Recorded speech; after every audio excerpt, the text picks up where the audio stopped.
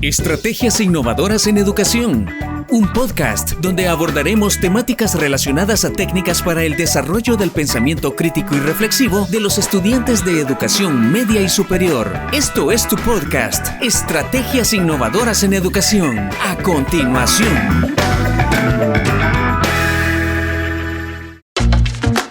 Sean todos bienvenidos a este podcast, Estrategias innovadoras en educación, como parte del proyecto de proyección social Culturízate.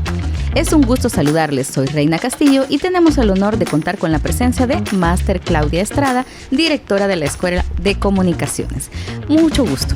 Muchas gracias, Máster. Es un gusto poder acompañarle en este podcast. Y vamos a hablar de un tema muy interesante y para mí pues es un honor poder compartir con todos ustedes. Muchísimas gracias. Como usted muy bien lo ha dicho, vamos a hablar un poquito acerca de las estrategias innovadoras que se pueden utilizar en el área de educación, ya sea en el área básica o en el área de educación superior. Por acá vamos a estar hablando un poquito entonces sobre cómo podemos hacer para que nuestros estudiantes dentro del aula desarrollen el pensamiento creativo, el pensamiento crítico y sean un poquito más autorreflexivos sobre la realidad nacional. Dentro de esto sabemos que la educación es un proceso constante y que va evolucionando. Para ello, en la actualidad pues se utiliza el ChatGPT. Estamos utilizando también el ámbito educativo, experimentos creativos que muchos estudiantes están desarrollando. Hay universidades en donde han desarrollado tecnologías diferentes, están aplicando la robótica inclusive para dar clases y han innovado de maneras diferentes. En ese concepto y en este sentido pues yo quería preguntarle, ¿cómo considera usted o cómo ve el aprendizaje basado en proyectos y cómo podría implementarse en el aula, en educación básica o en la universidad? Bueno, estamos a puertas de una innovación en la educación y me parece muy importante que se valore mucho las habilidades de cada uno de los estudiantes. Existen múltiples inteligencias y cada uno de ellos va a desarrollar, va a predominar más alguna de ellas. En este caso, el aprendizaje por proyectos también permite al estudiante poder destacar muchas de sus habilidades y presentarlo de una manera tangible, con aspectos que sean más innovadores, más creativos, donde podemos ver también mucho el trabajo que ellos desarrollan o lo implementan. Y me parece muy bueno que los docentes puedan retar a sus estudiantes de esta forma. A diferentes niveles hemos podido ver que tanto a nivel básico o en la educación media como a nivel universitario también en la parte de la educación superior, los docentes están impulsando mucho el hecho de hacer algunas ferias, exhibiciones, poder tener demostraciones. Y esto también empodera muchísimo al estudiante, no solamente porque para él es un reto y lograr diferentes habilidades, presentarlo, sino también ser el gestor de su aprendizaje, de desarrollarlo, de presentarlo y de defenderlo ante personas que son invitadas a este tipo de actividades. Me parece a mí que es una idea bastante certera, es una manera de poder estimular al estudiante y que él pueda también reconocer que tiene esa gran capacidad de poder crear. Pienso que en la actualidad es algo que funciona muy bien, de poder crear, por ejemplo, no solo maquetas, sino también proyectos que llevan también la parte de la robótica, implementan la parte de la tecnología, de presentar aspectos que antes tal vez eran como más estáticos y ahora tienen ya mayor movimiento y eso lo hace más dinámico. Esto permite que el estudiante pueda ser el gestor de su aprendizaje, de presentarlo y de sentirse capaz y hábil de todo lo que ha logrado. Excelente, muchísimas gracias. Como usted muy bien lo ha dicho, nosotros en el aula podemos observar que el aprendizaje por proyectos en los estudiantes como que desarrolla un poquito más la capacidad comprensiva que tienen sobre algunos contenidos porque ellos han desarrollado o han creado algo a partir del contenido que el docente ha implementado o ha impartido. Y qué bueno es que se pudiera implementar desde la básica para que cuando estos estudiantes llegan a la universidad no tengan como ese choque de pensamientos y de no saber cómo llevar a cabo un proyecto, cómo hacerlo, porque no han tenido la idea básica o por lo menos las bases sólidas en básica o en educación básica de su escuela, pues en donde se han estado formando por más de 9, 10 años. Exacto. Entonces es importante que nosotros tengamos también la conciencia, ¿verdad? Como docentes, de poder desarrollarlo o explicarles desde los primeros años para que ellos vayan conociendo y poder implementar estos proyectos quizá en segundo año. No sé usted qué experiencias nos podría contar, si usted en algún momento ha implementado proyectos y en qué año de la carrera lo han implementado. Bueno, en mi caso sí lo he implementado con mis estudiantes. Hemos desarrollado, nosotros trabajamos mucho la parte de la práctica lo más real posible para que ellos conozcan el manejo de la comunicación en diferentes contextos. Por ejemplo, en la parte del área especializada de nuestra carrera, que es a nivel de cuarto y quinto año, ellos han desarrollado programas televisivos en el que ellos crean toda la parte de la producción, la preproducción, la producción y la postproducción, donde ellos se les asignan diferentes temáticas, tener diferentes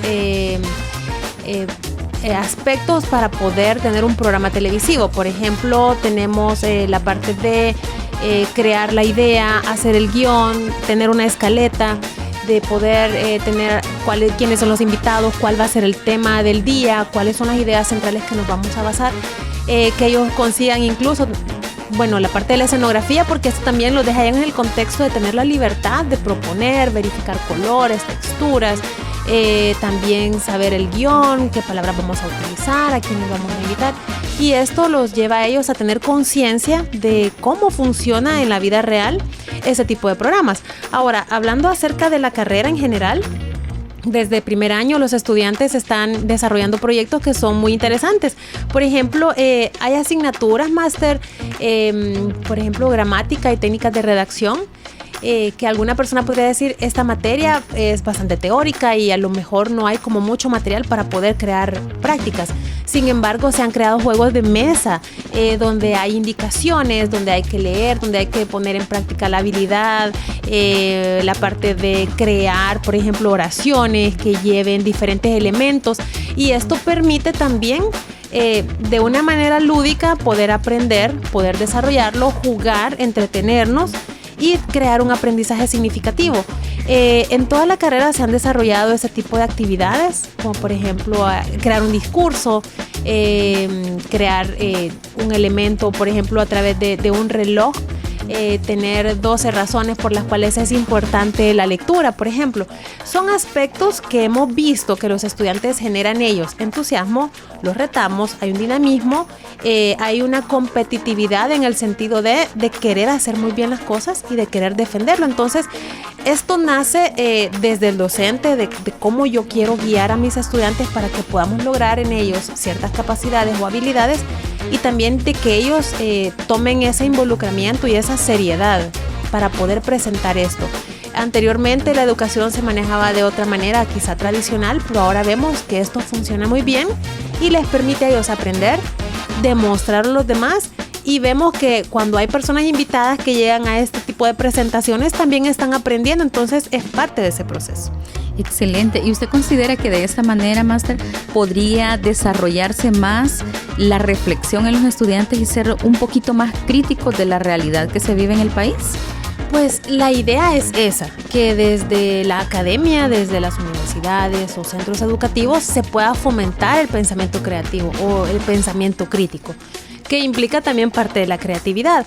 Ahora, con el pensamiento crítico lo importante es que ellos tengan la noción, la habilidad de comprender para qué es importante lo que estoy haciendo, por qué razón el docente nos está asignando este tipo de actividades, porque tiene que tener un objetivo que también vaya enlazado con los programas de estudio, ¿verdad? En este caso, cada asignatura tiene sus propios objetivos y el docente también va ideando y va viendo qué es lo importante y cómo quiere guiar a sus estudiantes para que ellos puedan formarse de una manera adecuada.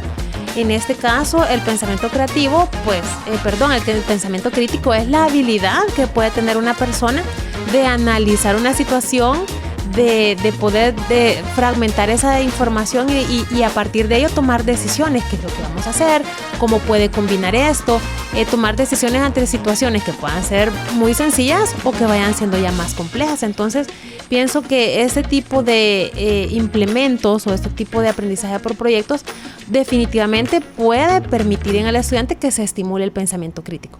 Excelente. Pues vamos tomando nota de todo esto, ¿verdad? Para poder implementarlo en las aulas con nuestros estudiantes. Otra preguntita que teníamos por acá es ¿cómo implementar el aprendizaje cooperativo? ¿Y qué opina usted sobre la cooperatividad en el aula? Para mí es fundamental y considero que sí es importante que el estudiante tenga la experiencia del aprendizaje cooperativo. Sí creo que es necesario que ellos vivan desde la parte individual porque cada uno tiene sus condiciones, tiene sus habilidades, la creatividad, cada uno tiene una inteligencia que ha logrado desarrollar. Pero también cuando conjuntamos esas habilidades a nivel colaborativo, me parece que podemos lograr grandes objetivos. Y a mí en lo personal me parece muy bien que este tipo de actividades o proyectos se puedan asignar a los estudiantes. No solamente lo vemos por la parte de los valores, que ellos pueden interrelacionarse, ellos pueden tener esa solidaridad de apoyarse. Cuando alguien tiene quizá no ha logrado desarrollar ciertas áreas, como por ejemplo en el área manual, o análoga o la parte del pensamiento, otra persona le puede fácilmente apoyar. Y pienso que cada uno teniendo esas habilidades, al ya conjuntarlas como un equipo, podemos lograr grandes resultados. Me parece muy bien, me parece que es algo que es una de las estrategias quizá que los docentes ponen en práctica, se logra ver los resultados. Y pienso que también eso permite una satisfacción muy grande en el estudiante, porque ponemos el reto de que pues puedan convivir, somos entes sociales y es necesario que tengamos esa interacción y en algún momento pueden lograr algunas discrepancias que mediante el pensamiento crítico logramos tener esa reflexión y ese análisis para saber que alguien tenía la razón o que todos podemos apoyar y que todos podemos tomar en cuenta nuestras decisiones para que así tengamos un resultado diferente. Muy bien. ¿Cómo podría un docente implementar el aula invertida? Si estamos, por ejemplo, en bachillerato y estamos en un cantón en donde no tenemos internet, ¿cómo podríamos hacer esto con nuestros estudiantes? Pienso que esto es parte del ingenio de cada docente. Y muchas veces llegamos a un lugar y vemos que no tenemos las herramientas y decimos, bueno, no tenemos herramientas, entonces ni modo, nos quedamos cruzados de brazos. Tenemos esa situación o tenemos la situación de decir, bueno, tengo pocas herramientas, pero lo importante lo tenemos acá, que son las ideas. Tenemos a los estudiantes que son muy buenos, son ingeniosos y yo puedo fácilmente sacar el entorno y convertirlo a mi favor. En este caso, en un contexto donde haya un cantón que tengamos pocos recursos o recursos limitados, el docente tiene que ingeniárselas. Pienso yo que lo importante es pensar qué entorno me puede ser funcional. Vámonos entonces, no vamos a recibir la clase en este espacio, vamos a recibir la clase en otro lugar, por ejemplo en el jardín o afuera donde hay un espacio al aire libre, debajo del árbol, qué sé yo. Vamos a generar esta dinámica y esta dinámica consiste en que cada uno vamos a ir construyendo una historia, por ejemplo, a partir de la idea central que yo tengo. Y cada uno va a ir agregando sus planteamientos o sus ideas y al final juntos vamos a construir un cuento, por ejemplo. Esa sería una manera de hacer partícipe a los estudiantes. El docente pues tiene el control de poder facilitar, va a ser un guía, pero también él va a permitir, él va a estimular a que el estudiante saque lo mejor que ellos tienen. No necesariamente a veces necesitamos el papel y el pizarrón y los recursos tradicionales, o alguien podría decir, bueno, como no tenemos internet ni laptop, entonces ni modo, no vamos a recibir clase. Se puede hacer, todo lo importante es generar también el ingenio del docente y la participación y la voluntad de los estudiantes. Muchas veces se pueden generar debates o plenarias, o si tengo algunos recursos también pues trabajar en equipo y cada equipo va a tener una asignación importante y al final pues todos vamos a brindar nuestras ideas y juntos vamos a construir algo. Sí, obviamente al tener los recursos evidentemente vamos a lograr muchas más cosas de lo que nos hemos propuesto, pero no necesariamente es una limitante el hecho de al menos no tenerlo. Pienso que en el aula invertida lo importante es hacer la parte disruptiva, es romper con los esquemas. No tengo esto o hemos hecho esto tradicionalmente, siempre nos sentamos en línea o en fila uno detrás de otro, pues hoy nos vamos a sentar en el piso todos. Hoy no vamos a utilizar el cuaderno, hoy vamos a trabajar todo mediante, bueno, no sé, mediante un código QR en el hecho que lo tengamos, ¿verdad? Tengamos la tecnología. pero todo depende del ingenio y también el objetivo que se tenga. ¿A dónde quiero llegar? Porque tampoco es solo llegar a sentarme y hablar y perder el tiempo, ¿verdad? Sino aprovechar, ver cuáles son los elementos que tengo y cómo los puedo convertir en algo bueno. Excelente, muchísimas gracias. Herramientas que todos hemos podido utilizar y otras tantas que usted nos menciona que probablemente en el aula, en un cantón lejano, podríamos decir, no tengo internet, no tengo las herramientas, como usted bien lo mencionaba. Voy a dar la clase como siempre, ¿verdad? Con el libro y todo el mundo leemos el libro, leemos el capítulo y se acabó. Pues no, ¿verdad? Hay diversidad de ideas que se pueden implementar y todo depende del liderazgo que tenga el docente para que el estudiante también pueda desarrollar esas habilidades que ya tienen, pero que no las conocen. Entonces poder ayudarlos también con estas herramientas para que ellos a través de los juegos o la cooperatividad con otros compañeros puedan adquirir o ver que otros tienen habilidades que tal vez ellos no han desarrollado, pero al verlas en otros compañeros ellos puedan ir creándose el hábito y poder imitar a sus compañeros de una manera adecuada para poder llevar a cabo un proyecto y desarrollarlo de la mejor manera. También teníamos otra preguntita por acá, ¿cómo podría ayudar la gamificación educativa? Y pues ya conocemos que la gamificación implica la incorporación de elementos y mecánicas de juego en el entorno de aprendizaje para motivar y comprometer a los estudiantes mediante el uso de recompensas, desafíos y competencias. Sin embargo, algunos docentes mencionan, ¿verdad?, que puede darse un desorden en el aula y que el estudiante siempre espera ser recompensado, aunque la respuesta o lo que él haya realizado no sea lo correcto. Y es como estar tratando con un niño cuando en realidad estamos educando a personas mayores. Entonces, ¿qué podríamos decirle a estos docentes para que ellos no lo vean de esta manera y que sí se tomen en cuenta la gamificación educativa para mejorar la educación en estos estudiantes? La gamificación es uno de los elementos que en los últimos años ha sido de gran impacto a nivel educativo.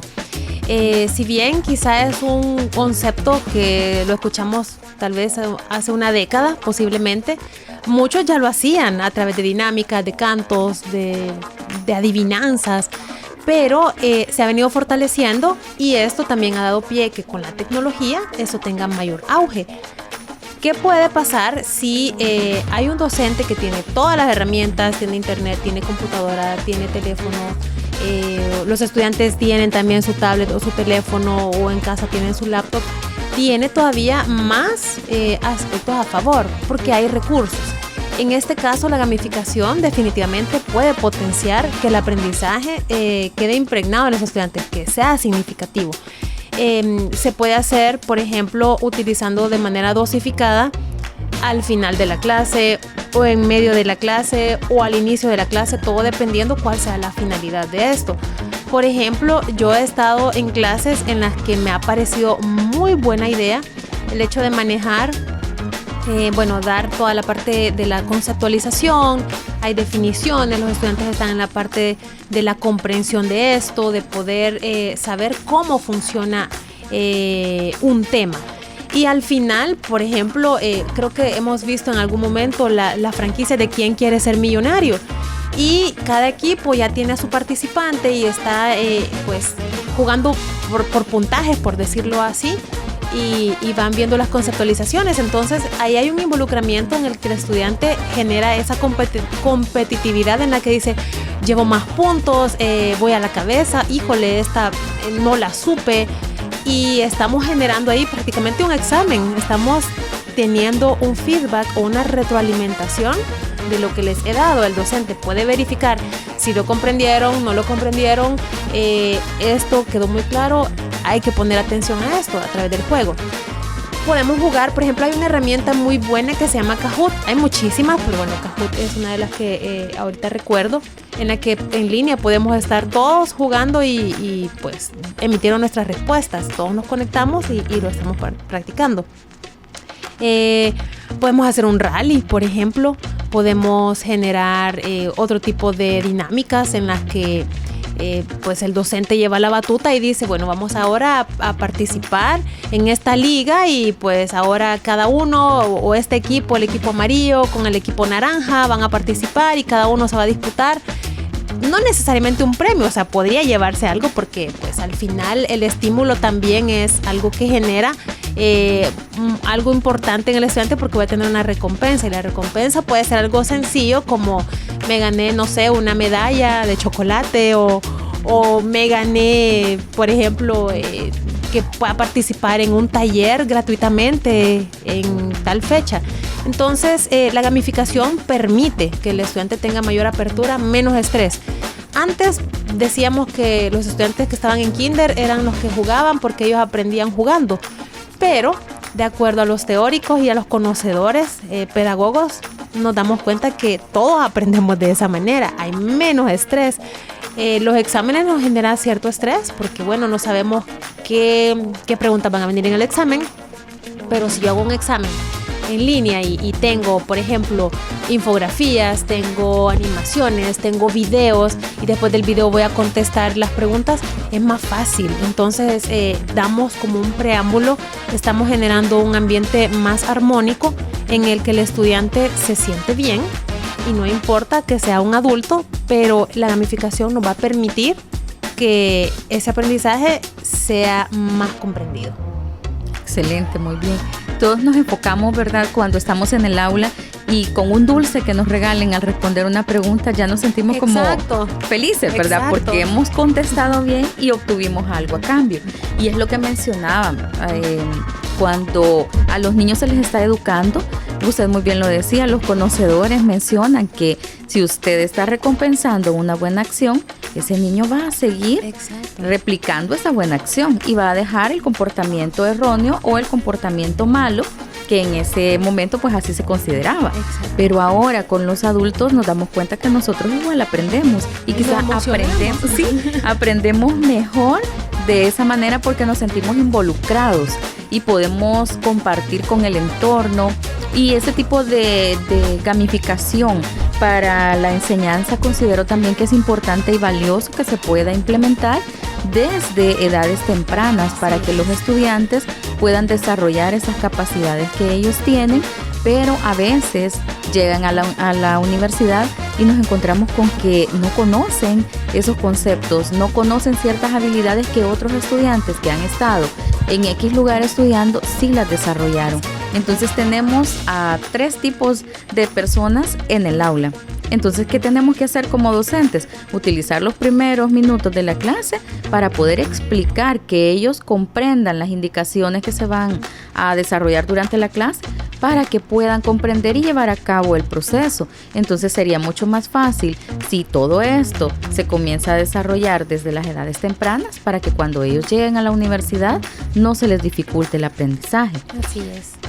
Ahora también, ¿qué opina usted sobre reintegrar la realidad virtual y aumentada a las aulas? En este caso, volviendo al contexto de un centro escolar o un centro educativo que está en una zona donde no hay internet.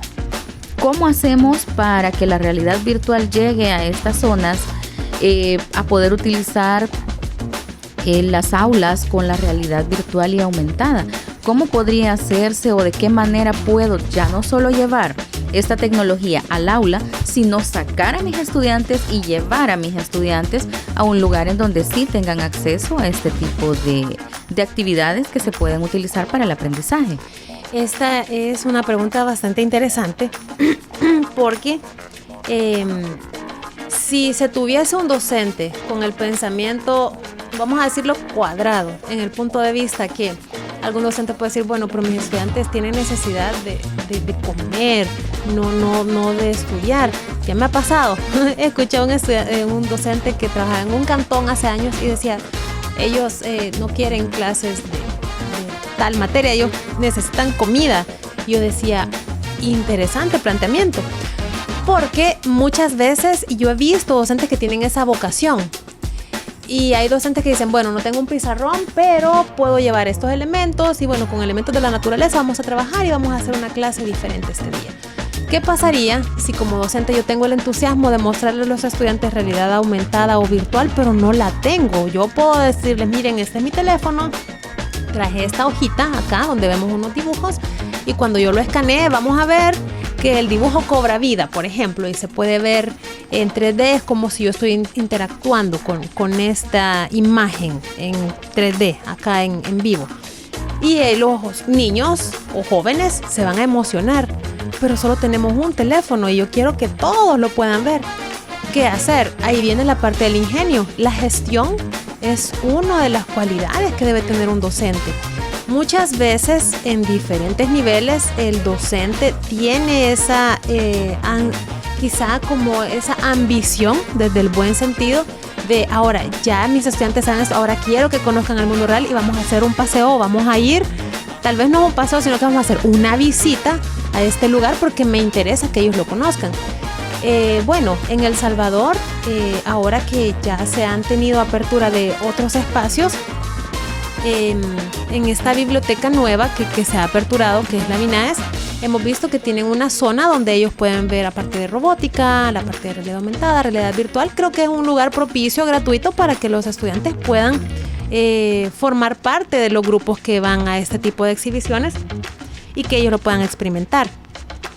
Si yo no tengo los recursos y si el lugar o el centro educativo no me los proporciona o la entidad que lo debe proporcionar no me está apoyando, entonces yo puedo buscar y gestionar con otras instituciones. Muchas veces la empresa privada apoya muchísimo ese tipo de causas. Por ejemplo, queremos hacer una visita a una planta y saber cómo funciona el proceso de cómo hacer cemento, por ejemplo, porque es parte de la responsabilidad social que tienen las empresas. O por el contrario, pues si es una entidad gubernamental y yo envío una carta y hago la gestión y tengo el respaldo del director del centro educativo o de la persona de la jefatura, entonces creo yo que también es parte de lo que el docente puede lograr. Los grandes cambios van con esas decisiones y esa determinación que tenemos.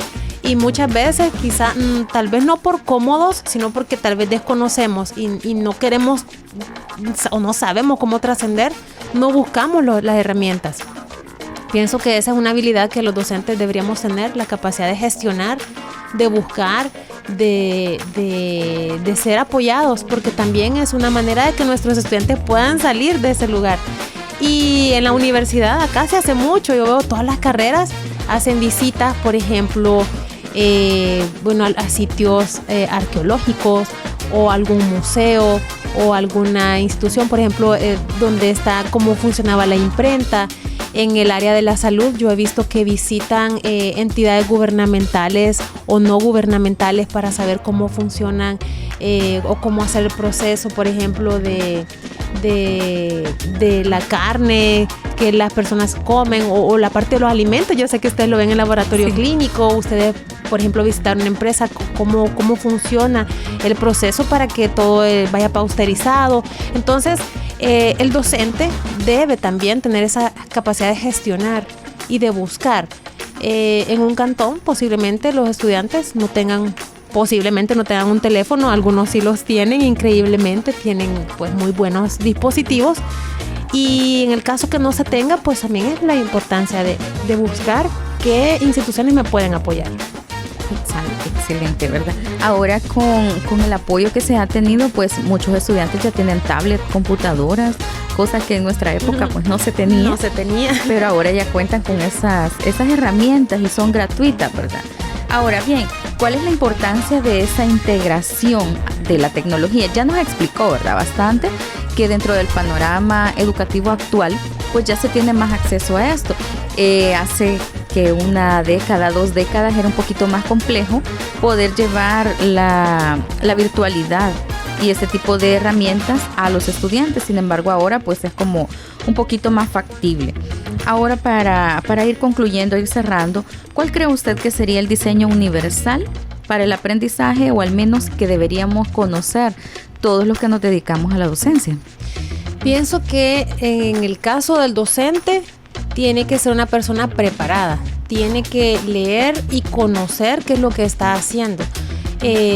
Pues cada uno debemos ser especialistas en nuestra área y de esa manera también saber hasta dónde quiero llegar con este grupo.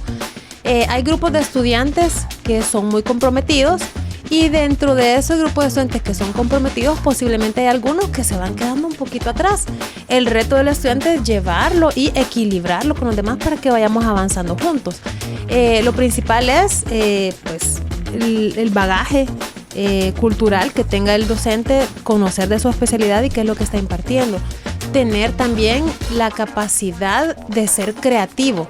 En cualquier área de especialización, pienso que si un docente tiene esa capacidad, pienso que puede lograr muchas cosas buenas, grandes resultados, porque eso también va a permitir que rete al estudiante.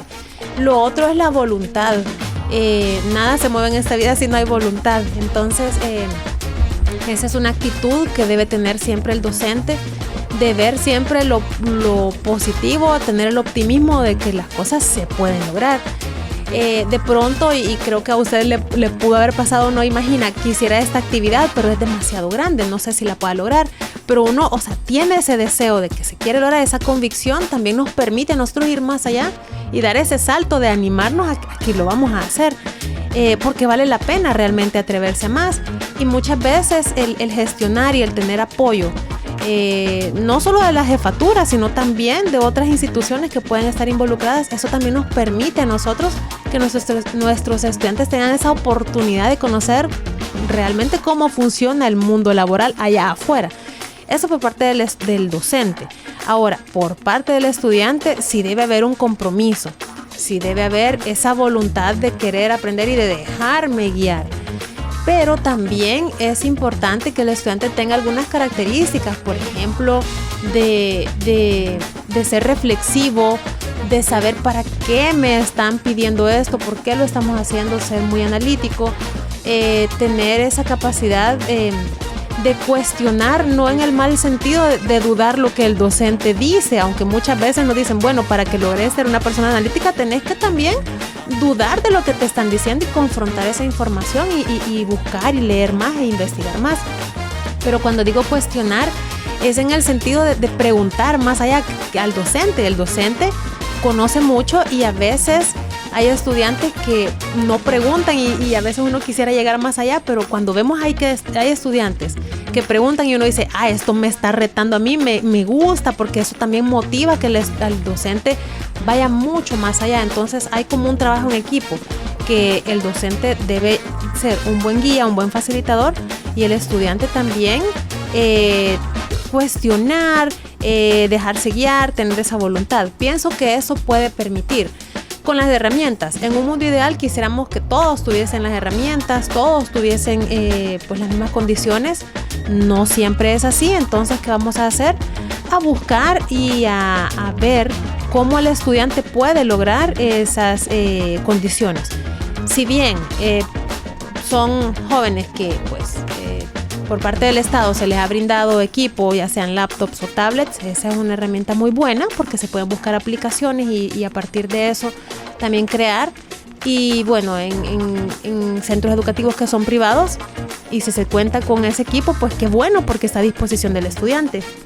Entonces pienso que lo importante es que el docente sepa cómo retar, cómo llegar y el estudiante sacar el máximo provecho. Eso nos va a permitir que logremos buenos resultados. Muchísimas gracias, Máster. Y bueno, es así como hemos llegado al final de este podcast de Estrategias Innovadoras en Educación. Agradecemos a Máster Claudia Estrada, directora de la Escuela de Comunicaciones, por habernos apoyado y conocedora de la materia. Es muy importante que conozcamos acerca del desarrollo del pensamiento crítico en los jóvenes, cómo podemos hacer como docentes para poder desarrollarlo y ayudarles a que las habilidades que ellos ya tienen puedan ser desarrolladas y demostradas al máximo. Bueno, muchísimas gracias por habernos acompañado. Pasen un feliz día.